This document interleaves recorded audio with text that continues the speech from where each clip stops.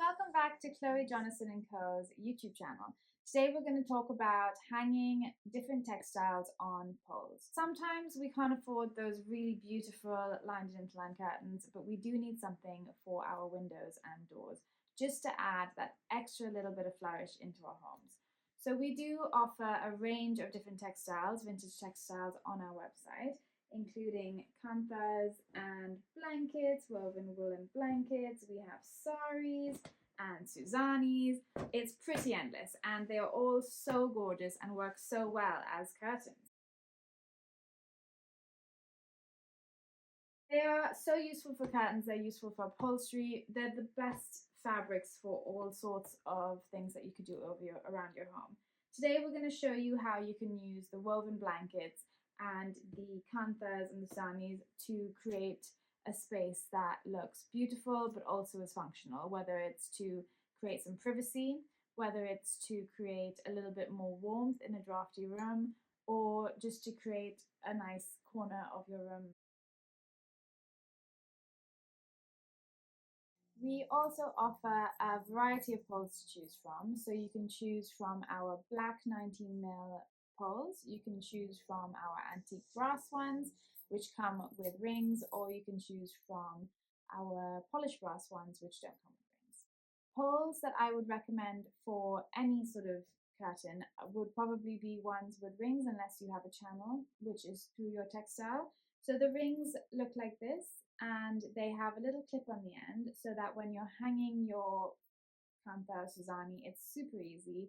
All you have to do is clip them to the bottom of the textile, like so, and they're not moving anywhere. They're pretty strong. So with poles, we have a range of different sizes, but with every pole, we usually say that for every 10 centimeters, there will be a ring that we supply. So if you order a 2-meter pole, we'll probably give you 20 rings. A 150 centimeter pole will give you 15 rings. So it all varies based on the order. If you do need more rings for any reason, just let us know. We can definitely accommodate this for you. So we're going to do a kantha and the woven blanket today. With the kantha, I'm going to show you how we can achieve different looks based on how far down on the ground it is. So if your curtain is sitting on the floor, that means it's just kissing. If it's touching the floor by a couple of centimeters and has a bit of a kink in it, that means it's breaking on the floor. And if you would prefer for it to have no break on it, which means you would like it a centimeter or a couple of centimeters off the floor, this means no break.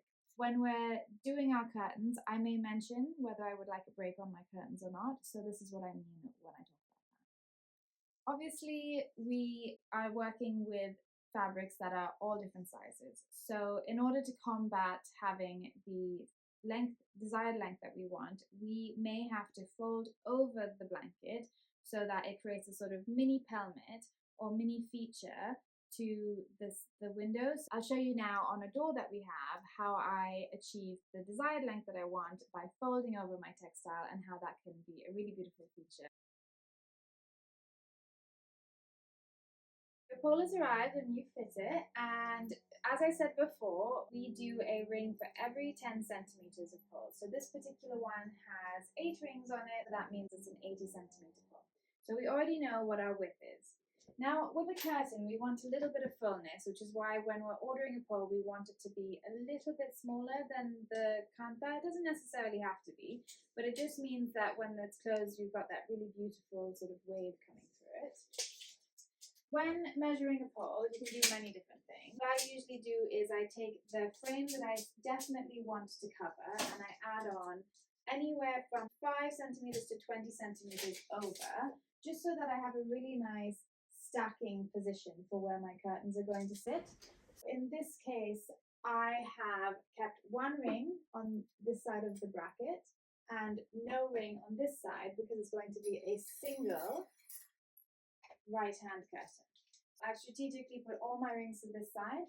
If I had a ring on this side, what it would mean is that that curtain would never be able to move past that ring. We've hung our pole. We know that that is now the position that we have to go from. When you're hanging your pole again, what you want to do is just make sure that you've checked the height of your kantha or blanket, and you know that it'll either definitely sit on the floor or just be above to your desired length.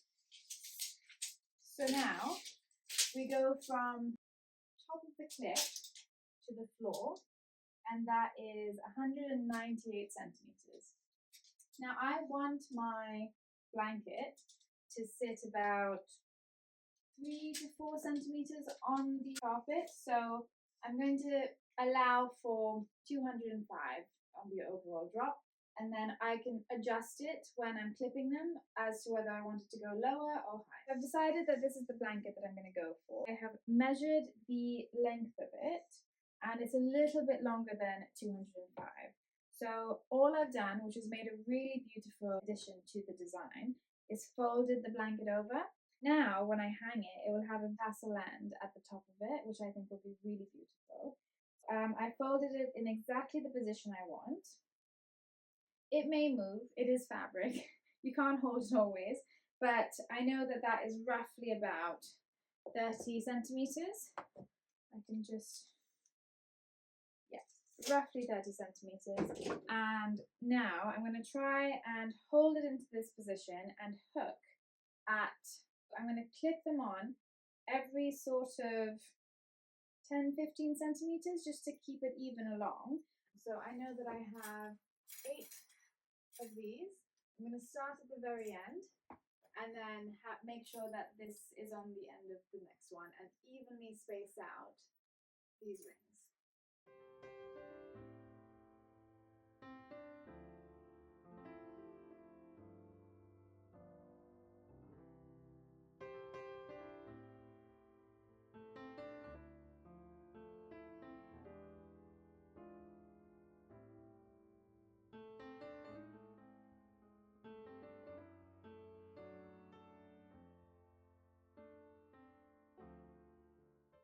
Our kanthas are always double-sided, which means that you can either choose to have the other side as a beautiful feature, which flops over onto one side, or if you prefer to keep it all the same color, you can always tuck it behind and hang it so it's just the color that you want. In this case, I would like to see a little bit of the pink, so I'm going to use it as a feature for the top of my canvas. So I've already measured that I would like it to be about 10 centimeters from the top, so I'm going to make sure that it stays even the whole way.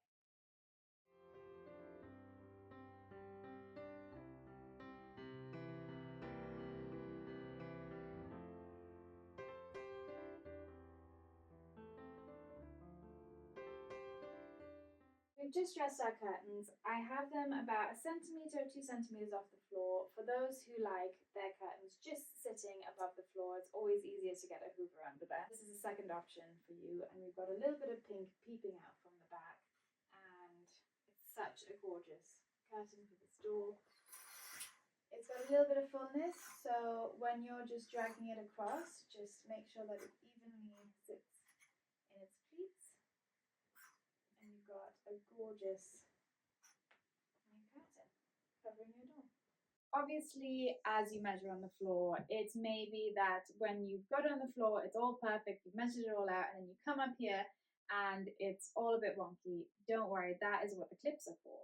They're super easy. You can just unclip and clip, reposition. If you're thinking, for example, that you think this is maybe too high and this is too low, you can always adjust on the clips. All you do is unclip, reposition the fabric as you would like it, and then just clip it into place. And hopefully now that is sitting a little bit better. Thank you for watching this video, and please subscribe if you want to know anything more about Chloe Jonathan & Co. Follow along on the journey. If you would like any more information, please email us at studio@chloejonathan.co. We are always so happy to help you with your inquiry. Again, so much. Your support means so much. Please comment and leave feedback. We love to hear what you have to say.